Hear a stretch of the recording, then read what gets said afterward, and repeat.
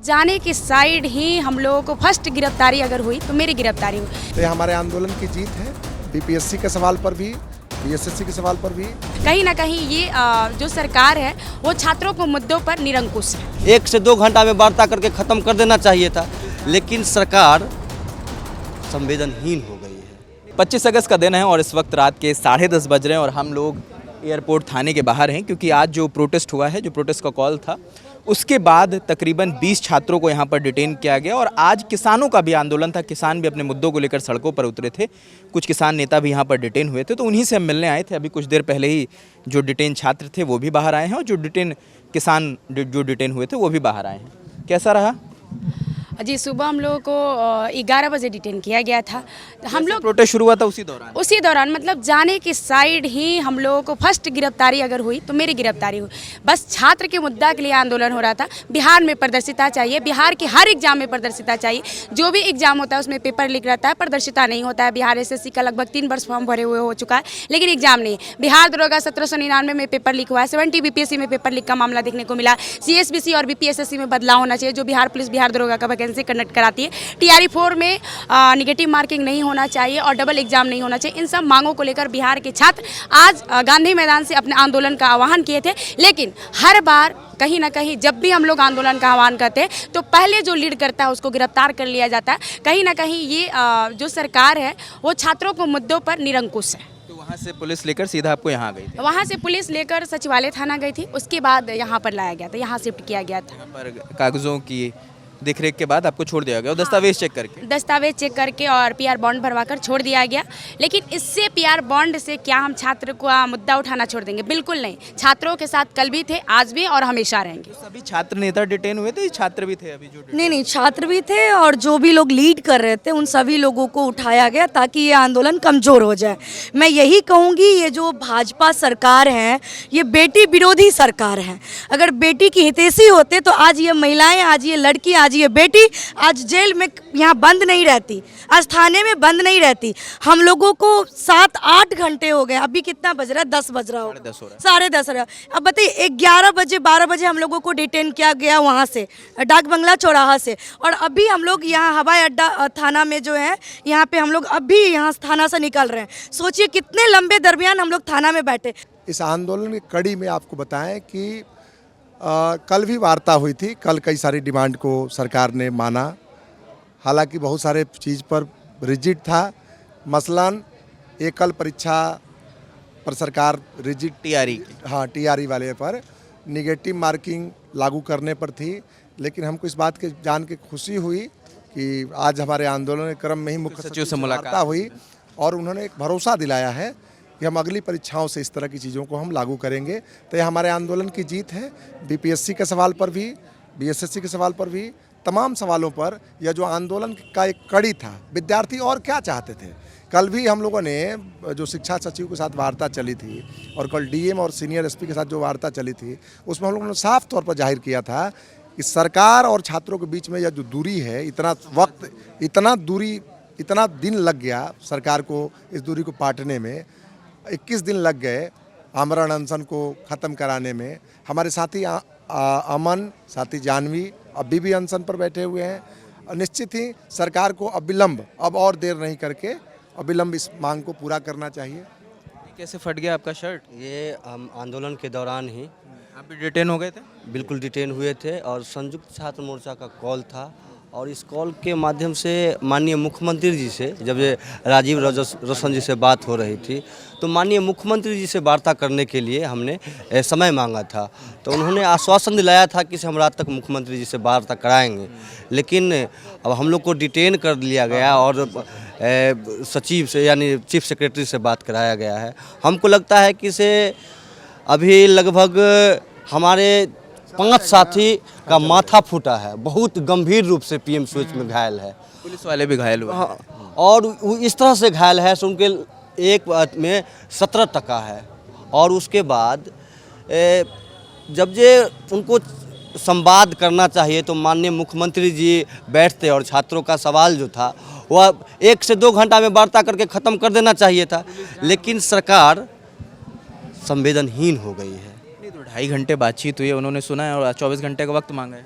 माननीय मुख्यमंत्री जी यदि चाहेंगे, क्योंकि मुख्यमंत्री जी का लेवल का बात है, मुख्य सचिव भी कोई छोटा अधिकारी नहीं होता है, मुख्यमंत्री को रिपोर्ट करना आप जानते हैं कि इसे जो डिसीजन मेकर होते हैं मुख्यमंत्री जी को इच्छा नहीं हो। मैं आपकी बात समझ रहा हूँ, मगर आपको किसी डीएम से मुलाकात नहीं कराई गई। मुख्य सचिव मतलब एक सबसे हाईएस्ट पोजीशन का अधिकारी है। जा सकता था ना, लेकिन आज देखिए, आंदोलन पहले से यदि हो जाता, अभी भी पहले हो जाता तो बेहतर था, आप लोगों को सड़कों पर ना होता। बिल्कुल अभी भी देख रहे हैं। सीरियस है, रियलिटी यही है कि सरकार इन सीरियस है छात्रों के सवालों को लेकर। डिटेन हुए थे, मैं डिटेन नहीं हुआ था, लेकिन उस आंदोलन में छुड़वाने के लिए आए। हाँ जी बिल्कुल, हम इनके बेलर तौर पे हैं। सरकार साफ साफ छात्रों को छात्र नहीं समझ रही है, अपराधी समझ रही है। बार बार बच्चों के साथ बर्बरता करना, लाठी और ईंटा चलाना, छात्रों पर हिंसक कार्रवाई करना, ये कहीं से भी प्रशासन का ये जिम्मेदारी बिल्कुल नहीं होती। कानून व्यवस्था बनाना होता है, ना कि कानून का उल्लंघन करवाना होता है। और कहीं ना कहीं प्रशासन छात्रों को अपराधी बनाने में लगी हुई है, जो कि पुलिस का कम्युनल जो व्यवहार है उसको सामने ला रहा है। आप तो गए थे, मुलाकात हुई मुख्य सचिव से, बिल्कुल ये सेटिस्फाइंग था वो? हाँ, मैं बता देता हूँ कि ऑल बिहार स्टूडेंट यूनियन का ये कॉल था और बिहार के तमाम छात्र संगठन 14-15 छात्र संगठनों ने समर्थन दिया था। और आज हमारी बात मुख्य सचिव जी से हुई, अमृत प्रत्यय जी से, और काफ़ी अच्छी बातचीत हुई। काफ़ी जो हमारा 15 मांगे थे, उस 15 मांगों को उन्होंने संवेदनशील होकर सुना। और उन्हें भी आश्चर्य हुआ कि 18 साल से वैकेंसी नहीं आ रही है, 3 साल से एग्जामिनेशन नहीं पता था। नहीं, वो आश्चर्य में थे। और उन्होंने कहा कि एक पॉइंट आउट किया, और उन्होंने कहा कि हम भी बिहारी हैं और बिहार के बच्चों के साथ संवेदना है। अभी हमारी मुलाकात मुख्यमंत्री जी से होने वाली है। तमाम चीज़ों को सुनने के बावजूद उन्होंने कहा कि अब मुख्यमंत्री जी से मिलकर 24 घंटे के अंदर में आपके लिए गुड न्यूज़ आने वाला है। आप लोगों को सड़कों पर नहीं लड़ना पड़ेगा, आप लोग तैयार रहिए। हमारे साथ वो किसान हैं जो आज पटना की सड़कों पर उतरे थे अपनी मांगों को लेकर। कई किसान नेता यहाँ पर डिटेन हुए थे, उन्हें भी अब रिलीज़ किया गया है। क्या नाम है आपका? मेरा नाम धनंजय मधु है। किन मुद्दों को लेकर आए थे आप? हम लोग बिहार सरकार ने पाटलिपुत्र सैटेलाइट टाउनशिप की योजना जो लाई है, 274 राजस्व ग्राम पे अपना ये टाउनशिप बनाना चाहती है, जिसमें अभी आप समझ लीजिए कि सरकार लंबे समय से ये सरकार है वर्तमान जो केंद्र में और है यहाँ पे, जब पटना को व्यवस्थित ढंग से नहीं बसा सकी, बाईपास के बगल वाले इलाके में नहीं बसा सकी, तो इतने बड़े पैमाने पर ज़मीन लेके, जबकि हम लोग का जो उपजाऊ ज़मीन है 3-4 फसलें होती है, हम लोग का जो रोजी रोटी वही है। सड़कें बन गई है, हम लोग पहले तो 4 लेन 6 लेन में दे दिए भाई कि चलो सड़क में दे दिया जाए, उसमें भी गलत तरीके से लिया गया, जो मुआवजा मिलना चाहिए वो नहीं मिला। अब सैटेलाइट टाउनशिप पर क्या चाहते हैं कि मतलब हम लोग देश छोड़ के चले जाएँ? अच्छा, उससे क्या क्या दिक्कत हो रही है आप लोगों को? कहीं पे पैसे उसके दिए जा रहे हैं, कहीं देखिए, वो पैसा का बात ही नहीं है, ये हमारी पुरखों की विरासत है, हमारी रोजी रोटी है। हम देना ही नहीं चाहते। नहीं, हम देना ही नहीं चाहते हैं किसी भी कीमत पर। वो बेशकीमती चीज़ है, उसकी कीमत नहीं लगाया जा सकता कि ये कितना कीमत पर देंगे। और आप जब बात कर रहे हैं, आप 45% और 55% की योजना की 45% सरकार ले लेगी और 55% आपको डेवलप करके देगी। सरकार को केवल ये चाहिए कि सड़क, बिजली, स्वास्थ्य और शिक्षा के लिए व्यवस्था कर दे। बाकी डेवलप करने के लिए हमने अपने औकात से, हमको कितना ऊंचा मकान बनाना है, और आप नक्शा पास कराते हैं, आप कर दीजिए कि कितना भाई आप बना सकते हैं। आप केवल ये 3-4 चीज़ करिए। आप उद्योगपतियों का फायदा पहुंचाने के लिए किसी योजना को ना लाइए। आपको कुछ चंद उद्योगपति आपको सरकार में नहीं लाए हैं, आपको किसान मजदूर सरकार में लाता है, और बाहर के लोग नहीं। बिहार के लोग बिहार के सरकार को बनाती है और गिराती है।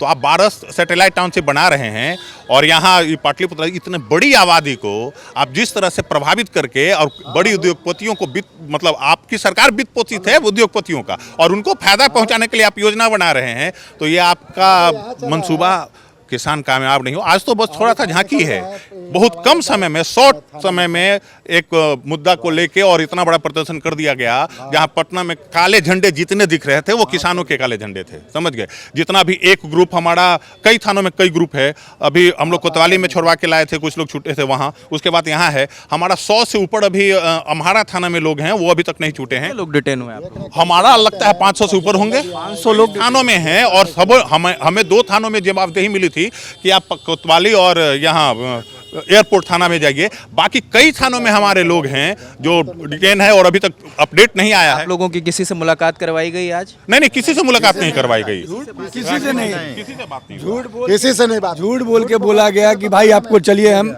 20 आदमी चलिए, 50 आदमी चलिए, क्योंकि भीड़ को हटाने के लिए। और लेके गए थाना में बंद कर तो वो डिटेन कर लिया उन्होंने। डिटेन कर लिया। हाँ, डिटेन कर लिया, झूठ बोल के।